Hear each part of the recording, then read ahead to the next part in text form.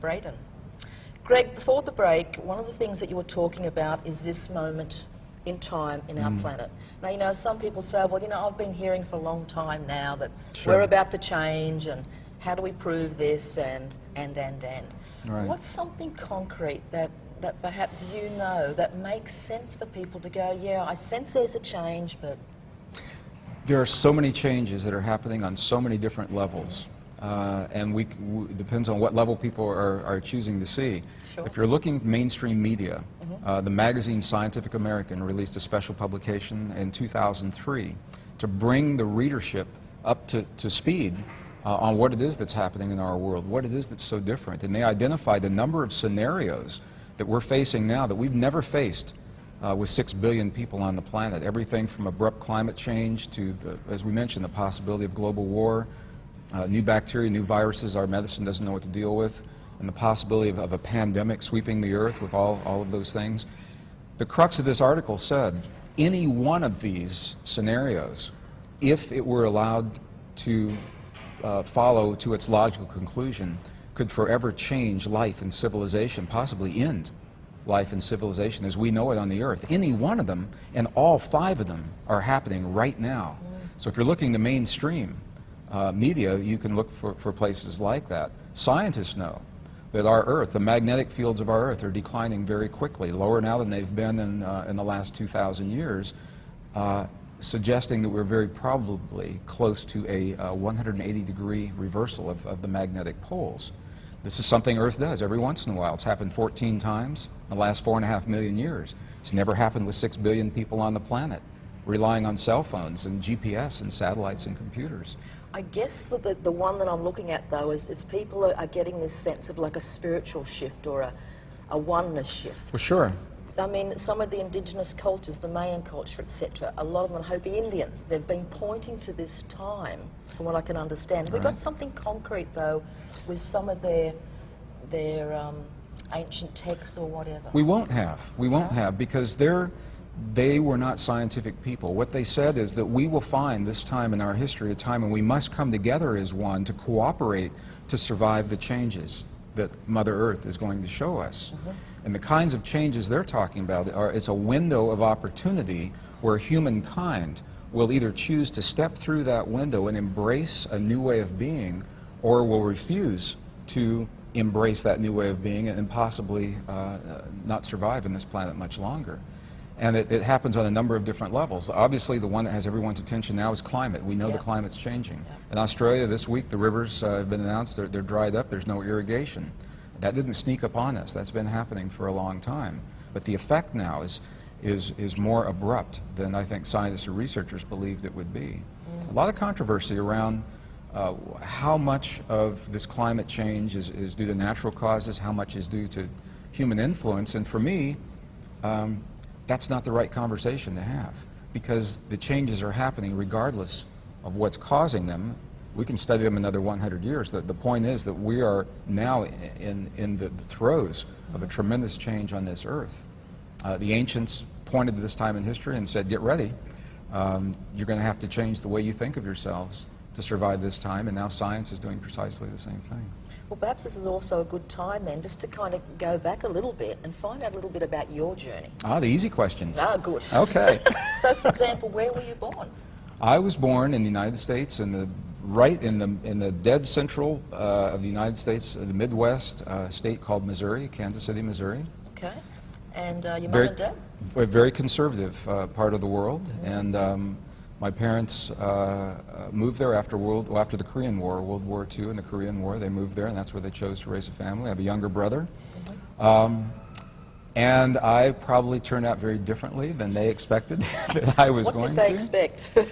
You know, I've always looked at the world a little differently, and in a conservative Midwestern community, that's not what parents expect from their children. I've never really embraced eating of meat, even as a child. My body simply didn't tolerate it, and I couldn't do it. And you're talking about cattle country. This is where people raise cattle and give it to you for Christmas, and when you can't participate in that, you know, you're looked at as being a little odd sometimes. But my parents divorced when I was 11 years old, and I think it was probably it was a mixed blessing. Because one of the things that happened after that was we began to move frequently, and I attended many different schools. I made new friends in every school I went to, and every one of them had a different spiritual orientation. And while I was never raised in any one religion, I became very comfortable, just as comfortable in a mosque as I am in a synagogue, as I am in a cathedral, as I am in a Native American kiva, because to me they were all different ways of doing the same thing, and that is communicating with the stuff in the world around us, in the essence of our bodies. So it actually supported me and benefited me very well, that family situation. So at what age, or was there an age for you as a young boy or a teenager where you had a sense, a purpose, a passion that started kicking in? If my mother and I just had this conversation recently, and good for that. Mom is very good for that. She said that just at 5 years old, I had a fascination with science, and she shared the journey with me. She supported me in that, so we would memorize all the names of the dinosaurs and all the kings of Egypt and all the planets in the solar system and the elements in the periodic table. And for me, it was a way. I've never made the distinction between science and spirituality. I've always believed that when we study the world around us and how those things work, ultimately we're understanding a greater power. It's just that people don't talk about it. Okay. And when I got into the corporations, I found nothing could be further from the truth, because the sense was that science and spirituality are mutually exclusive. They didn't talk about it because they didn't believe that was the case, that we must follow either the path of science or the path of spirituality. And that was a test for me to acknowledge that that's the way other people thought, but also to stand firm in my sense that science, as geology and chemistry and physics and biology, those are artificial little boxes we put them in so we can study. But when you look at the universe, there's a world out there. There's not really chemistry and geology and physics and biology. And if we really want, in a meaningful way, to understand our world and have solutions for the challenge that we find ourselves in, we've got to look at the world as a whole. And that began at a very early age for me, and my mom supported that. So. Unreal. So obviously went through school and went and university, college, studying? I did all of those things, and was powerfully drawn to music at an early age. And if I'd been born a few years earlier, I may have opted to be a musician as a full-time position. Now I do it in my spare time. What instrument? Guitar. Because music moves our souls and it can change the world, and that's what I wanted to do. And I also believe you can do it through words and understandings, which I hope is what we're doing right now. But it was when I began studying martial arts in my 20s. Karate, judo, different forms of karate, relatively violent martial arts, the forms that we were being taught.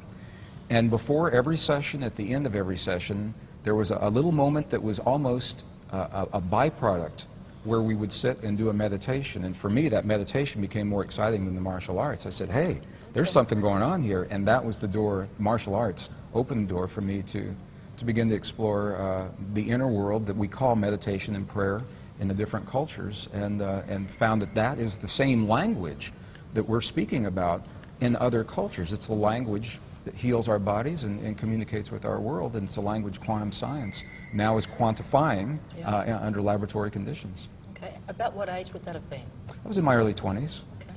Yeah, the Beatles had been around for a while, but Led Zeppelin was just coming out around then, so just a little frame of reference there, a little time frame. Yep. It's kind of showing the age a bit. We're going to take another break and be back with you soon.